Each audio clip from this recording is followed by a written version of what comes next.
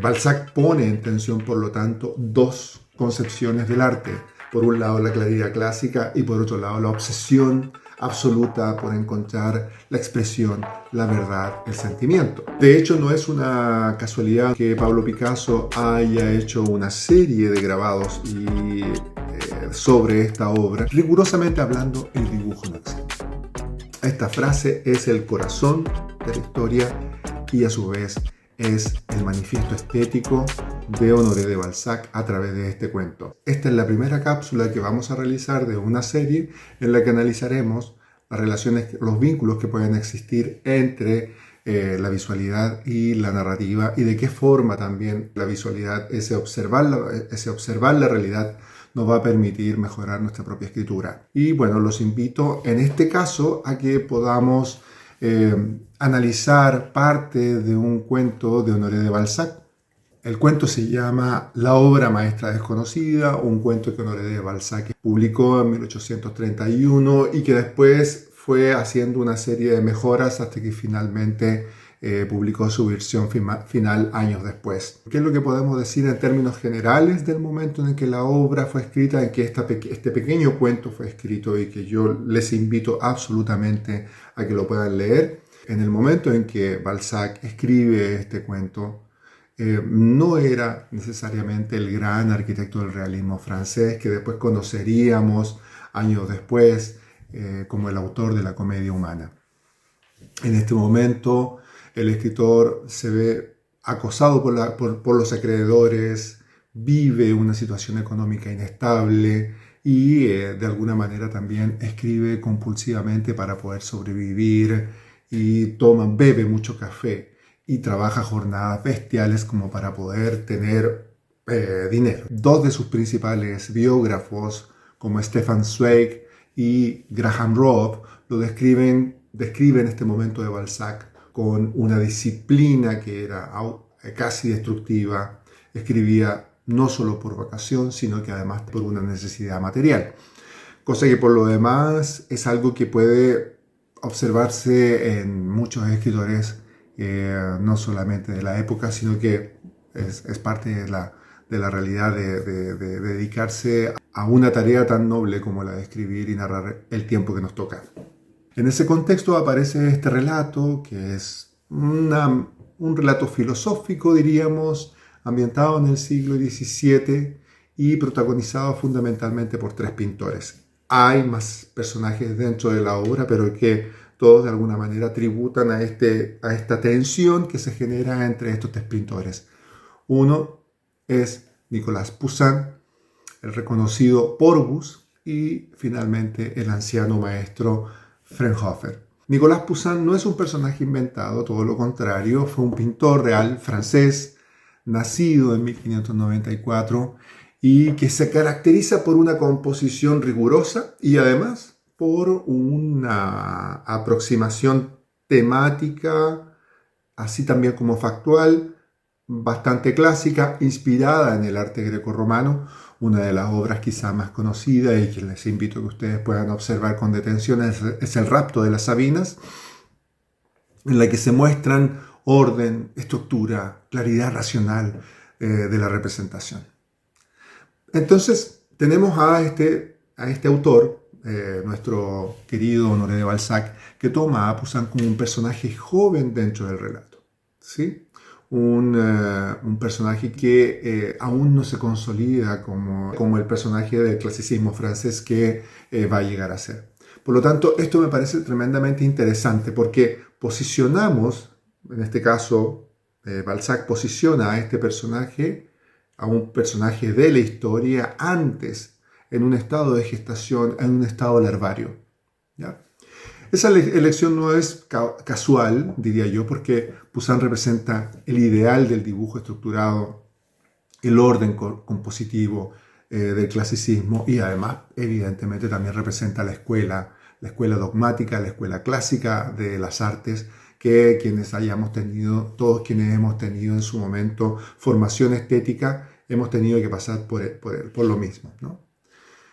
Y en contraposición, frente a él aparece un artista obsesivo de más edad, de más experiencia, y que tiene una obsesión tremenda, que él quiere disolver el dibujo y abolir la línea.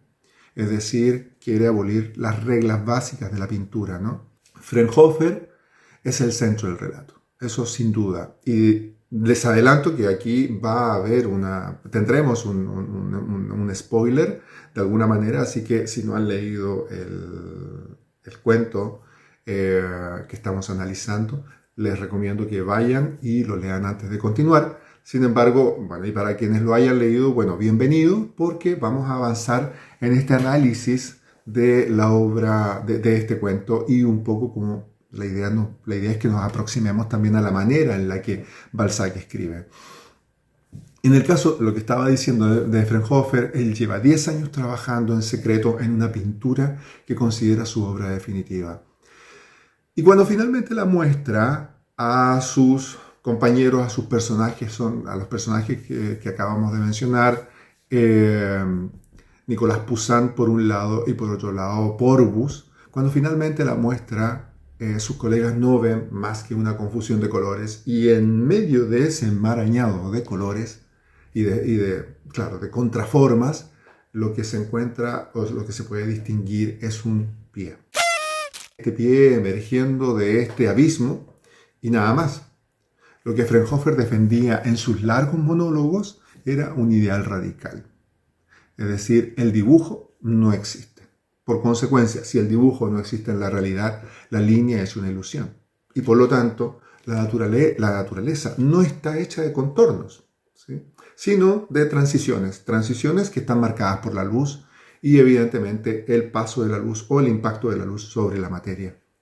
Todo es modelado en definitiva por la luz. En este cuento, al menos esa es la tesis fundamental de este personaje, Frauenhofer.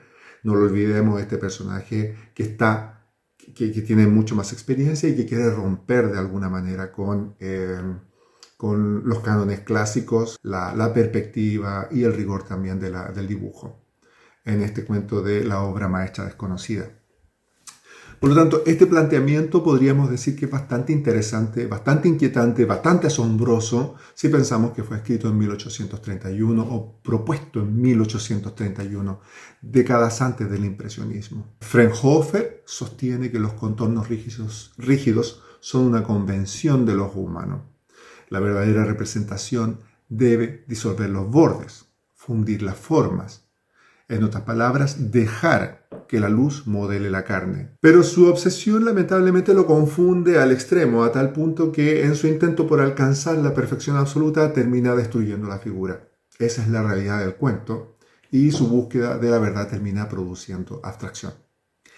Hay una parte dentro de este texto, dentro de este cuento, que es formidable, en la cual Frauenhofer propone y describe, en un monólogo describe aquella realidad, aquella tesis, la tesis fundamental que acabo yo de describir de manera técnica y no de la mejor forma quizá, pero que si nos concentramos solamente en la lectura de ese párrafo, vamos a distinguir cómo se unen el pensamiento crítico, artístico, visual, y cómo se da forma en la literatura. Y esto es a través de un monólogo que tiene Frauenhofer cuando él explica sus intereses, sus postulados estéticos.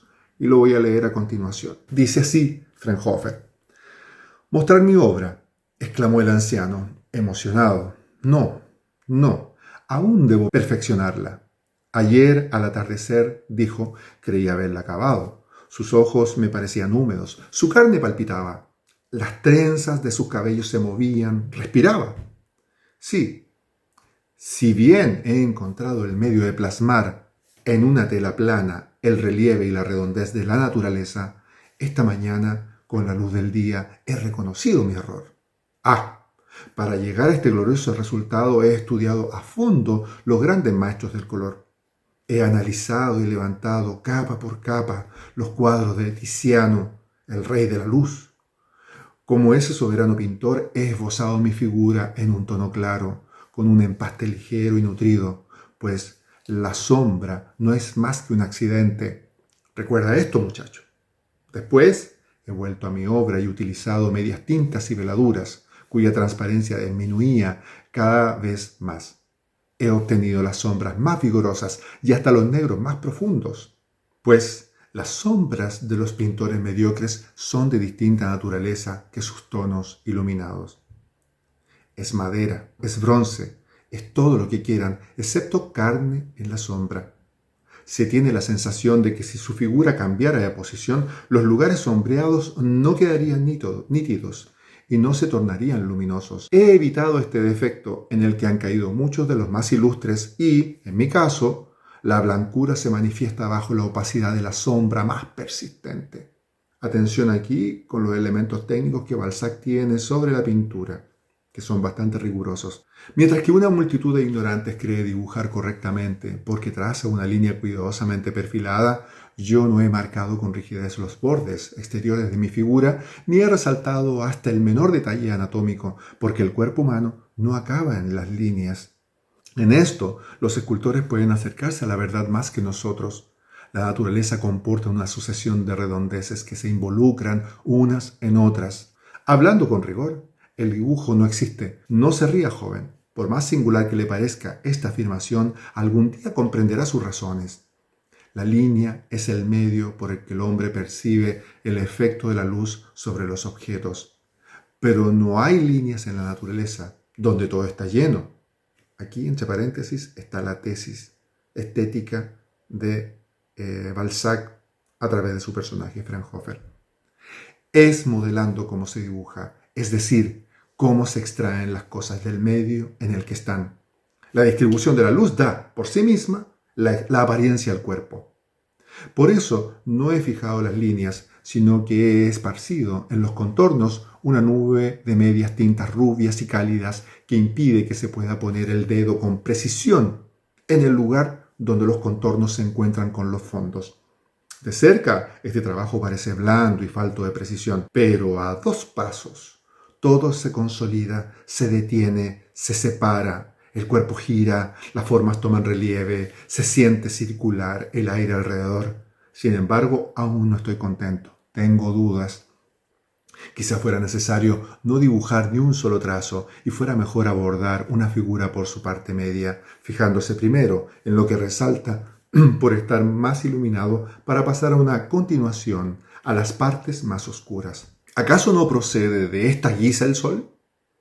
¿Ese divino pintor del universo? Oh, naturaleza, naturaleza, ¿quién ha logrado jamás sorprenderte en tus huidas? Sepan que el exceso de conocimiento, al igual que la ignorancia, acaba en una negación. Yo dudo de mi obra. El anciano hizo una pausa y después continuó. Hace 10 años que trabajo, joven, pero ¿qué son 10 cortos años cuando se trata de luchar contra la naturaleza? Ignoramos cuánto tiempo empleó el señor Pigmalión en hacer la única estatua que jamás haya caminado. El viejo se sumió en una profunda ensoñación y permaneció con la mirada fija, jugando mecánicamente con su cuchillo. Helo aquí en conversación con su espíritu, dijo Porgus en voz baja. Ante este comentario, Nicolas Poussin se sintió bajo el poder de una inexplicable curiosidad de artista. Ese anciano, con los ojos en blanco, absorto y estupefacto, que se había convertido para él en algo más que un hombre, se le manifestó como un genio lunático que vivía en una esfera desconocida. Le despertaba 1000 confusas ideas en el alma. El fenómeno moral de esta especie de fascinación no puede definirse, al igual que no puede traducirse la emoción suscitada por un canto que recuerda a la patria en el corazón del exiliado.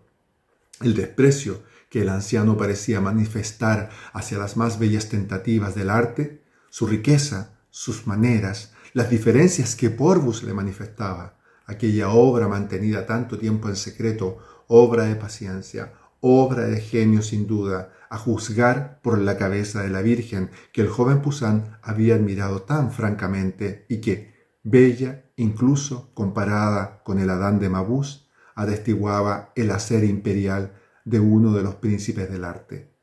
Todo en ese anciano iba más allá de los límites de la naturaleza humana. Lo que la rica imaginación de Nicolas Poussin pudo aprender de forma clara y perceptible viendo a este ser sobrenatural, era una imagen completa de la naturaleza del artista, de esa naturaleza loca a la que tantos poderes son confiados y de los que demasiado a menudo abusa, arrastrando consigo a la fría razón, a los burgueses e incluso a algunos aficionados, a través de 1000 caminos pedregosos en un lugar donde, para ellos, nada hay, mientras que, retozando en sus fantasías, esa muchacha de alas blancas descubre allí epopeyas, castillos y obras de arte, naturaleza burlona y buena, fecunda y pobre. Así, para el entusiasta Poussin, este anciano, por una transfiguración súbita, se había convertido en el arte mismo, el arte con sus secretos, sus arrebatos y sus ensoñaciones. Así entonces hemos terminado la lectura de este fragmento que incluye el monólogo de Frauenhofer y además una intervención, una reflexión que hace el narrador en este caso, para poder continuar después con la historia, obviamente, al seguir articulando el avance de la historia. Este monólogo se encuentra más o menos a la mitad del cuento. Este cuento, La obra maestra desconocida, no nos olvidemos del título, que fue escrita en el romanticismo tardío, anticipa debates que más tarde desarrollarán, por ejemplo, el impresionismo, incluso alcanzarán también a la pintura moderna. De hecho, no es una casualidad, no es una contradicción que Pablo Picasso haya hecho una serie de grabados sobre esta obra, que les invito a que puedan revisarlo, inspirados en la obra maestra desconocida, y se sabe que consideraba a Frauenhofer como una figura emblemática del artista moderno, aquel que se enfrenta a los límites de la representación y obviamente también al formato de la escuela. Ahora bien, si observamos esto desde la perspectiva de nosotros que escribimos ficción y analizamos a través de la obra de Balzac, de las palabras de Balzac, cuál es el aporte que está entregando también él a través de este pequeño cuento, podemos observar la destreza de Balzac para poder enfrentarse a un vocabulario técnico, como conceptos como medias tintas, veladuras, capa por capa, pasta, flexible, rica, negros profundos, tono claro, relieve y redondez. Son conceptos que se utilizan en la pintura y de las cuales también Balzac, de alguna u otra manera, él se fue interiorizando para poder dar credibilidad a este personaje. Balzac usa este lenguaje técnico preciso para darle verosimilitud a la historia, a la narración, a la ficción, en un contexto también realista, efectivamente. Por otro lado, también existe un realismo psicológico, es decir, posiciona a la tensión entre Frauenhofer y sus compañeros dentro del cuento, como por ejemplo cuando él dice, todavía no estoy contento, tengo dudas. Hace 10 años, joven, que trabajo, pero ¿qué son 10 años? Además, él dice, ¿no? De alguna manera, el énfasis está dado para que nosotros podamos entrar a la obsesión también del artista y del personaje. Eso nos permite de alguna manera identificar un realismo psicológico. Aquí aparece un rasgo central del futuro Balzac realista, es decir, la exploración de la psicología interior del personaje. No estamos ante un símbolo romántico puro dado, estamos ante una mente obsesiva, razonadora, científica. En otras palabras, Frauenhofer analiza, compara, corrige. Un tercer punto sería la función entre discurso técnico y delirio metafísico. Balzac pasa del análisis técnico a la observación pictórica. Por ejemplo, en frases donde se pregunta, ¿no procede así el sol, pintor divino del universo, o naturaleza, naturaleza? O cuando cita, por ejemplo, al personaje mítico Pigmalión. Aquí entra el romanticismo, evidentemente. Recordemos que estamos con una patita entre el romanticismo, por un lado, y por otro lado también entre la emergencia de este realismo que es necesario al contexto histórico en el que se vive.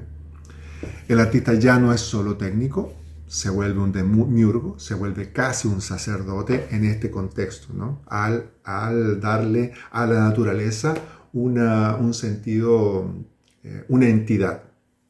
Por lo tanto, Balzac mezcla la racionalidad técnica y la exaltación romántica. En términos estilísticos podríamos decir que este choque es el corazón del cuento, que está representado tanto en la figura de Fraunhofer que quiere romper con el clasicismo y las opiniones que le dan los otros personajes que son Nicolas Poussin y Porgus. Técnicamente Balzac está a través de esta expresión rompiendo con la tradición académica del dibujo como base del arte y a su vez introduciendo una teoría propia sobre la percepción basada en la luz, ¿no? Esto es lo que estaba diciendo más atrás, ¿no? Que Balzac con esto se anticipa el impresionismo, modela lo atmosférico y genera un debate moderno sobre la representación en pleno 1831. Esto es una bomba conceptual. En ese sentido no debemos dejarlo de lado. Un punto 5, Balzac está planeando que el exceso de perfección puede destruir la obra. Ese es un antecedente que sacamos de la tesis central. Es decir, por ejemplo, tal como dice en el texto, un exceso de ciencia, al igual que la ignorancia, conduce a una negación. Aquí hay una tesis que más que estética es filosófica.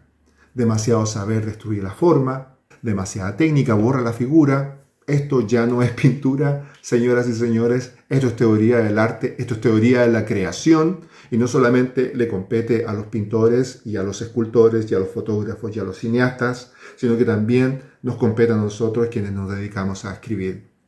Un punto 6 podría ser también que esto ya no es solamente un monólogo, sino que hay un narrador externo que está entrando a hablar y que ese narrador externo es la voz de Balzac. Por ejemplo, cuando dice el fenómeno moral de esta especie de fascinación es tan difícil de definir. Aquí hay un punto importante donde nos encontramos con el desafío realista de Balzac.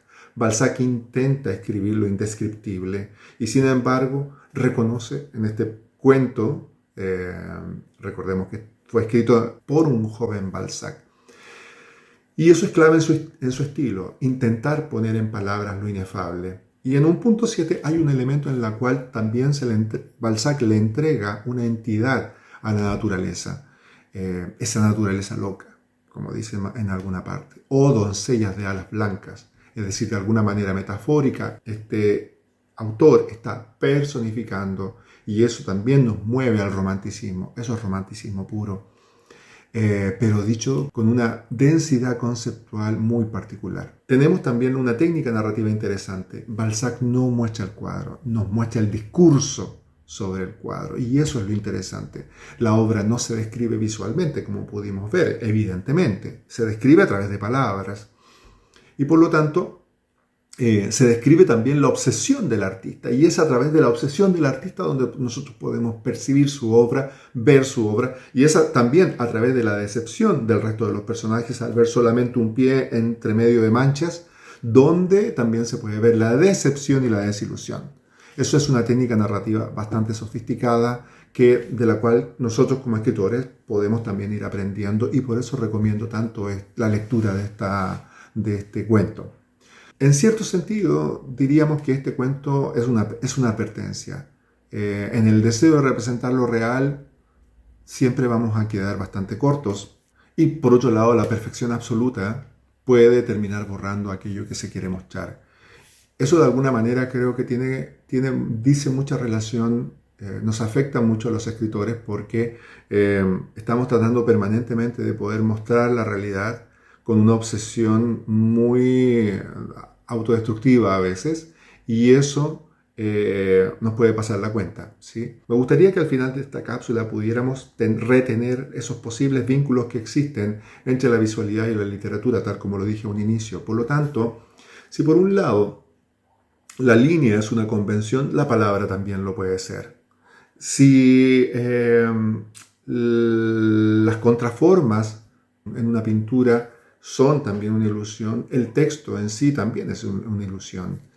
¿Por qué? Porque de alguna manera son mecánicas y funcionalidades y convenciones que nos permiten llegar a la narración, a representar el hecho a través de la narración, una ficción finalmente.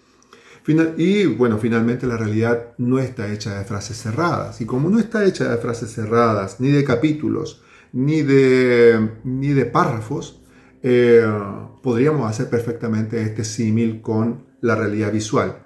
Realidad visual que de paso, por ejemplo, es algo que intentó también captar Velázquez al difuminar y trabajar un poco esos contornos, que esos contornos no fueran tan duros, tan rígidos y que en el fondo dan paso a toda una teoría de la mancha. Antes de convertirse en el realista que fue Balzac, imagina el abismo del arte.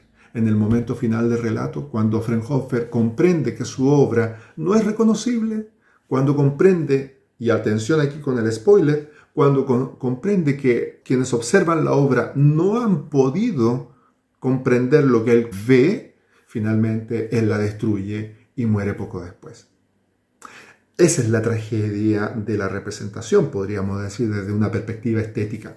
Por lo tanto, Balzac está llevando al artista al límite de su propia visión, de su propia percepción. Podríamos concluir entonces que el cuento no es solo una reflexión sobre la pintura. Es una mediación sobre la obsesión creadora, sobre el riesgo de confundir el ideal con la materia, sobre la tensión entre forma y vida.